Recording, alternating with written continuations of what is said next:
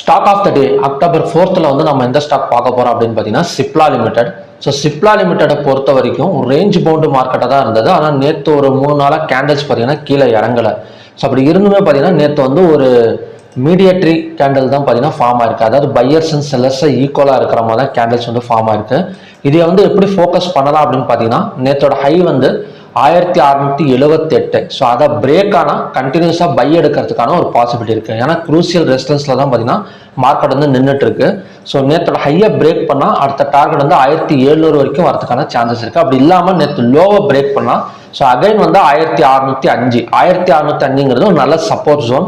So லோவை break பண்ணால் 1605 வரைக்குமே வரதுக்கான ஒரு சான்சஸ் இருக்குது.